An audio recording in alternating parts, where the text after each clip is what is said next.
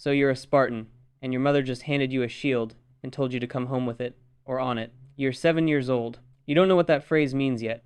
You will. Give it about 10 years of professional suffering and you'll understand it in your bones, most of which will be bruised. Welcome to Sparta, the only city in Greece where childhood is a training montage, and the montage never stops. Let's start at the beginning, because in Sparta, the beginning is where things go wrong the fastest. The day you turned 7, the state showed up and collected you. Not asked. Collected. Your father didn't get a vote, your mother didn't get to make a scene, and you definitely didn't get to pack a bag. You were now the property of the Agoge, Sparta's official state education system, which was less a school and more a 13-year experiment to find out exactly how much a small boy can take before he breaks. The answer, apparently, was a lot. They took your shoes so your feet would toughen up. They gave you one thin cloak for the entire year, summer and winter, so you'd stop being dramatic about weather.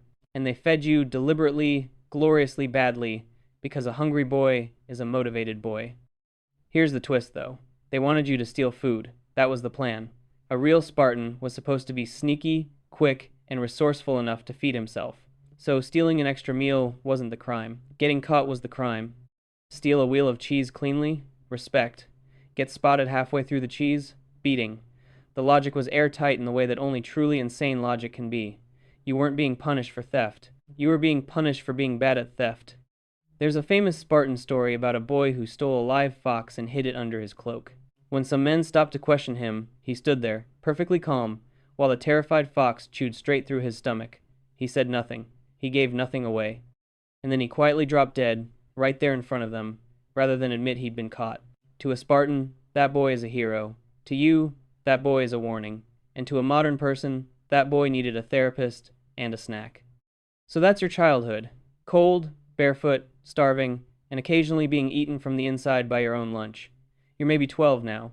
You'd think it gets easier. It does not get easier. Around now, they hand you something worse than hunger. They hand you a knife and a mission. The older boys got sent out into the countryside at night for something called the Krypteia, a brutal rite of passage where your job was to hide, wait, and ambush the helots. The helots were the enslaved people who did every ounce of actual work in Sparta, farming the land so that you, the noble warrior, would never have to touch a plow. There were far more of them than there were of you, and Sparta lived in a permanent low hum of terror that one day they'd rise up. So the state's solution was to keep them frightened, and to blood its teenagers by sending them out to do the frightening. Yes, you read that right. Sparta's entire economy was built on the very people it was training you to menace in the dark. Nobody in Sparta thought this was strange, because in Sparta, thinking anything was strange was itself considered strange. Let's talk about dinner. By your 20s, you've earned a spot in a syssitia, a communal mess where grown Spartan men ate together every single night. This wasn't optional bonding. Eating with your unit was the law. And the food was famous across all of Greece for exactly one reason. It was revolting. The house specialty was black broth, melos zomos, a dark, sludgy stew made of pork, blood, salt, and vinegar, and it tasted precisely like that sentence sounds. There's a story that a visitor from another city tried a bowl once, gagged, and announced that now he finally understood why Spartans didn't fear death. Compared to that soup, dying was the relaxing option. You might be wondering when you get a home life. A wife. A quiet evening in. Here's the schedule. You could marry, technically, but you still lived in the barracks with the other men until you were 30. So for years, seeing your own wife meant sneaking out at night like a teenager climbing out a window, except the window was a military installation and the punishment for getting caught was, once again, being bad at sneaking. Are you sensing a theme yet? Everything in Sparta circles back to the same lesson. Be strong. Be silent. Do not embarrass the group. And whatever you do, do not get caught being soft. Which brings us, at last, to the entire point of your existence. War. One day the horns sound, and it's time to march. And here is the truly unhinged part. The Spartans are thrilled. You've spent your whole life being starved, beaten, and eaten by foxes. An actual battle is the vacation.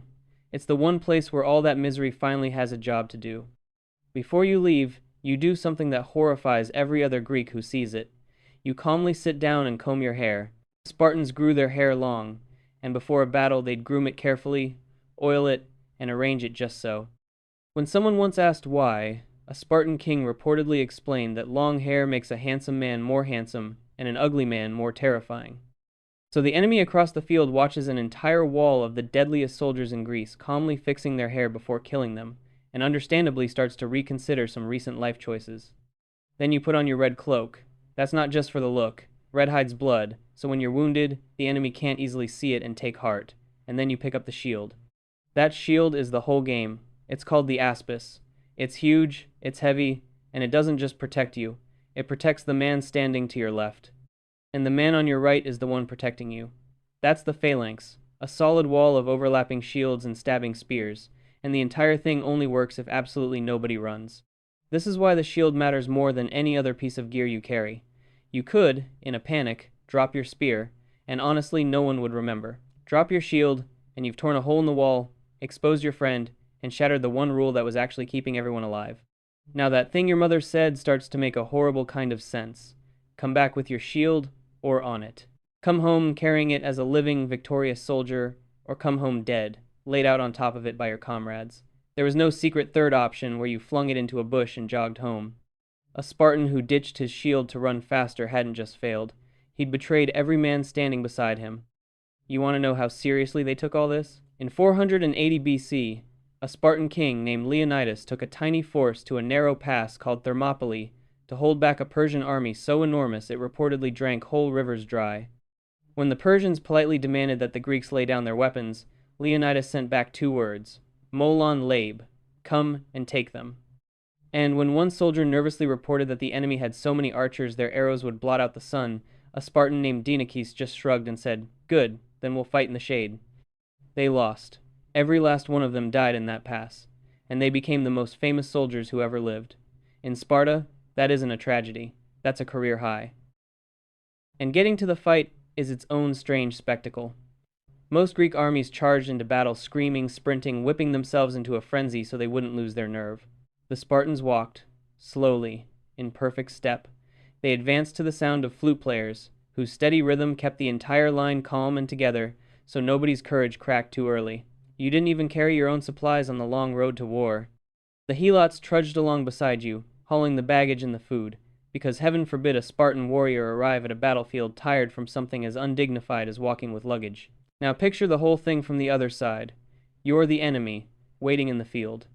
And the most feared soldiers on earth come strolling toward you in eerie silence, perfectly in step, humming along to a little tune, looking mildly bored by the whole affair. Some armies broke and ran before a single spear had even been thrown.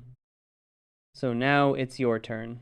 The phalanx crashes forward, shield slamming against shield, and battle becomes a brutal, crushing, shoving match with spears. It's deafening, it's suffocating, and it's nothing like the clean, noble duels in the songs. You heave forward, you stab over the top of your shield, you try not to trip over the man who just fell, and you do not, under any circumstances, step backward. If you're lucky, you win. If you're very lucky, you survive. But let's talk about the part the legends quietly skip over. Injuries. There is no clean recovery ward waiting for you back home. A deep spear wound, in a world with no antibiotics, is basically a coin flip, and the coin usually lands on infection.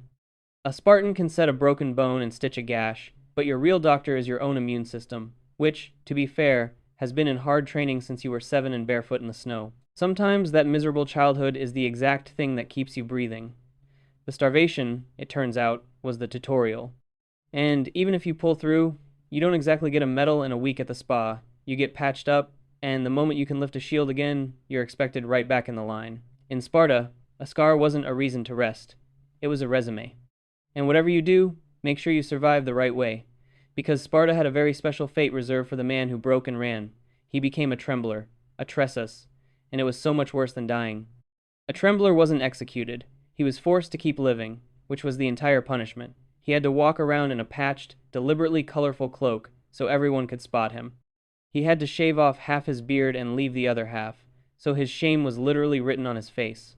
No one would marry his daughters. No one would do business with him. People could shove him in the street, and he wasn't allowed to fight back.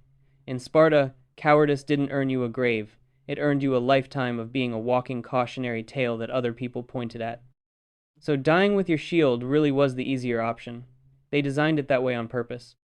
Now, assume you're good. Assume you fight, you survive, you keep your shield, and you never once run. When do you finally get to go home for good? When does the training montage actually end? At 60, that's the retirement age for a Spartan soldier. 60. You were drafted at 7, and you're allowed to stop at 60, which means your military career is longer than most people in history even managed to stay alive. For 53 years, your one job was to be ready to die well, and the reward for doing that job perfectly was simply being allowed to grow old. And on that day, you finally walk home. Old, scarred, half-deaf from decades of shields smashing together, and still carrying the shield your mother handed you when you were 7. You came back with it, not on it. And somewhere, if she's somehow still alive, your ancient Spartan mother looks at you, still breathing after all these years, and gives you one slow, approving nod. You survived. You never ran. You kept the shield. You did the one thing she asked. You just took 53 years to hand it back.